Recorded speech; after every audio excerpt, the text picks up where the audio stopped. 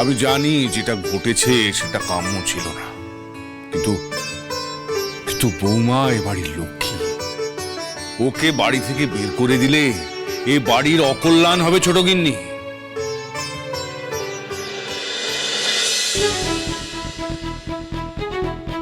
বেশ, তোমার যখন এখানে থাকার এত ইচ্ছে, তখন আমি তোমাকে এখানে থাকার অনুমতি দিলাম বৌমা।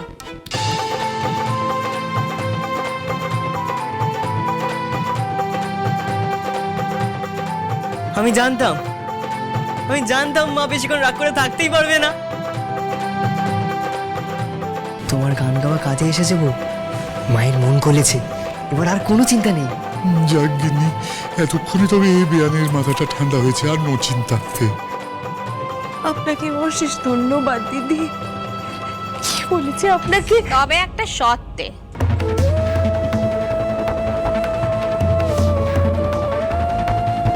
কি শর্ত? তোমাকে এখানে থাকতে গেলে পরীক্ষা দিতে হবে, পদে পদে প্রমাণ করতে হবে তুমি জমিদার বাড়ির মেয়ে হলেও এই মুকুজ্জে বাড়ির বৌমা হওয়ার যোগ্য কিনা। আরো একটা কথা তোমার বাড়ির সব লোকেদের সামনে বলে রাখছি বৌমা, আজ থেকে তুমি আমাকে নিজের মা নয় শাওরি ভাববে, আর এই গোটা বাড়িটাকে নিজের বাড়ি নয় শৌর বাড়ি ভাববে। মা, আমার শর্ত যদি তুমি মেনে নিতে পারো তাহলে এই বাড়িতে থাকতে পারবে, আর যদি না মানতে পারো তাহলে সদর দরজা খোলা আছে, মা বাবার হাত ধরে বাড়ি ফিরে যাও। ছোট গিন্নি, সংসার ছেলে মেয়ে উভয়কে নিয়ে হলেও অন্দরমহলের ভার থাকে মেয়েদের কাঁধে, আর তাই আমার সিদ্ধান্তের কোনো নড়চড় হবে না। কি সর্বনাশ গিন্নি, বেয়ান যে আবার অরেঞ্জের এক্সাম নেবে বলছে। তবে কি অরেঞ্জকে নিয়ে আমরা এখান থেকে ফিরে যাই? যা কিছু হচ্ছে সব তোমার জন্য হচ্ছে। আজ আর এখানে কোনো কথা বলো নে। কি হলো, চুপ করে আছো কেন? বলো, তুমি রাজি এই পরীক্ষা দিতে? হ্যাঁ মা, আমি রাজি। আমি এই পরীক্ষা দিতে পারবো। পৃথ্বীরাজ আমার সঙ্গে থাকলে আমি সব পরীক্ষা দিতে পারবো।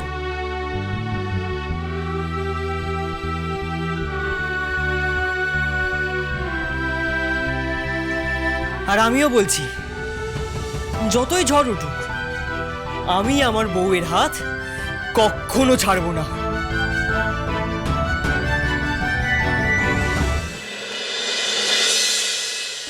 সাংসারিক ব্যাপারে তোমার আমার মতো পুরুষ মানুষের থেকে ওই পোড় খাওয়া মেয়ে মানুষের বুদ্ধি অনেক বেশি। তুমি বরং সেরকম একজনের কাছ থেকে পরামর্শ নাও। আচ্ছা, মা বউয়ের কিরকম পরীক্ষা নিতে পারে ঠাকুমা? সে আমি জানি না, তবে তোর মা যখন যুদ্ধ ঘোষণা করেই দিয়েছে, ঝড় যে বড়সড় উঠবে এ বেশ বুঝতে পারছি। মা যদি আমার পরীক্ষা নিতে চায় আমি দেবো ঠাকুমা, আমার তাতে কোনো অসুবিধা নেই। তবে তবে কি নাথবো? মা যে আমার উপর রাগ করে আছে, আর আমি যে সেটা চাই না মা আমার উপর রাগ করে থাকুক। আমি খুব কষ্ট পাবো মা যদি আমার উপর রাগ করে থাকে। সে আমি বুঝতে পারছি নাথবো। আমি মানকের মুখে শুনেছি তুমি কোনো দোষ করো নাই, বরং শৌর বাড়ির সম্মানের জন্য তুমি বাপের বাড়ির লোকেদের সঙ্গে যুঝেছো। হ্যাঁ, বউ তো শ্বশুরমশাইদের অনেক বাধা দেওয়ার চেষ্টা করেছিল, কিন্তু শ্বশুরমশাই তো বউয়ের কোনো কথা শোনেনি। আর তার শাস্তি পাচ্ছে নাথবো। কেন? মা তো বউকে খুব ভালোবাসতো, একদিনে সব ভালোবাসা শেষ হয়ে গেল ঠাকুমা। কে বলেছে হ্যাঁ শেষ হয়ে গেছে?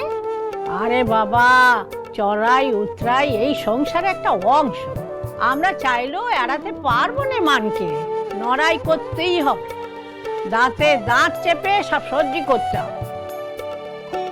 এই সংসার যে বড় জটিল রাখবো, একদিনই তোমায় মাথায় তুলবে আর পরের দিনই তোমার মাটির সঙ্গে মিশিয়ে দেবে। জমিদার মশাই এই পরিবারের অপমান করেছেন, তোমার শ্বশুর শাশুড়িদের অসম্মান করেছেন, তাই জমিদারের মেয়ে হওয়ার মাসুল তোমায় দিতে হচ্ছে।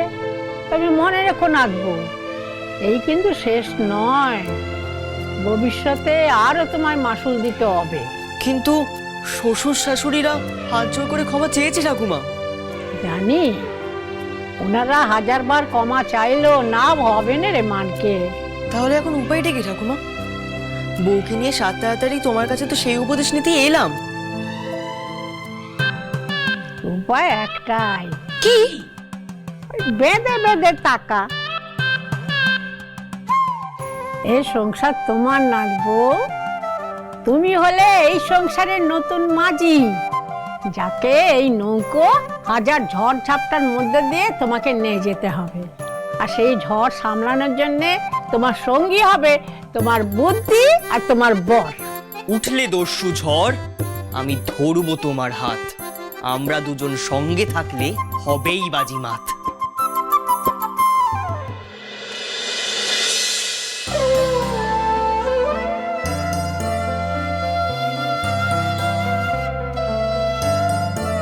এটা বোনের শ্বশুর বাড়ি না আমার, বুঝতে পারছি না। এমন খাওয়ায় নড়তে চড়তে পারি না। নরেন্দ্র, কাম, বেরোবো এবার। যাই, আবার এতটা পথ ফিরতে হবে। লাগলো নাকি? আমায় দিন, আমি নিচ্ছি। না না, আমি পারবো, আপনি যান। আমি ওনার সাথে কথা কইছি, সেটা কেউ দেখে ফেলেনি তো? পারবেন মানে? এত ভারী দুটো বালতি একা তুলতে পারেন তাই? আমায় দিন, ভার ভাগ করলে কমে।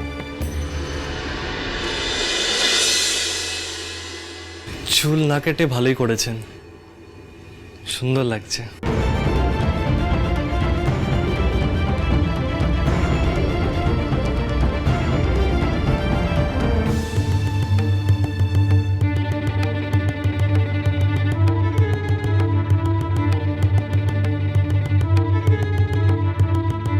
এ জল বালতিতে আর থাকবে নে, বহুদূর পর্যন্ত গড়াবে রে সুধা। তুই শুধু এখন মুখটা বন্ধ রাখ, জায়গা মতো কুলে দিস। শ্রীমান পৃথ্বীরাজ।